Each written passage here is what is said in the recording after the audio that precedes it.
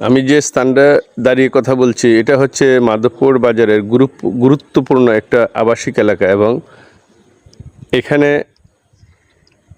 Doctor, engineer এবং সুশীল সমাজ সবাই এখানে বাস করে এবং ওই পাড়াটাকে, শ্যামলী পাড়াকে গুরুত্ব হিসেবে দেখে মাধবপুর পৌরসভা। কিন্তু আমার প্রশ্ন হচ্ছে, এখানে এতগুলো সুশীল সমাজ এবং গুরুত্বপূর্ণ ব্যক্তিরা থাকা সত্ত্বেও এই শ্যামলী পাড়ার মধ্যে এমন অপরিষ্কার এবং নোংরা পরিবেশ, এটা আসলে কেমন দেখায়? আপনারা একটু দেখেন তো, যারা আপনারা সুশীল সমাজ আছেন এবং এই যারা পরিষ্কার পরিচ্ছন্নতা নিয়ে কথা বলেন, দেখেন কি অবস্থা।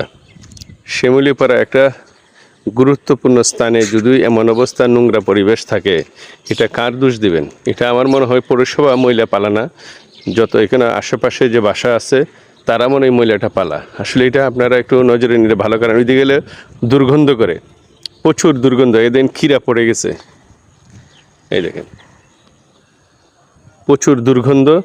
এটা আসলে আপনারা কাছে প্রশ্ন রেখে দিলাম, এই বিষয় নিয়ে আপনারা একটু আলোচনা করবেন। ধন্যবাদ।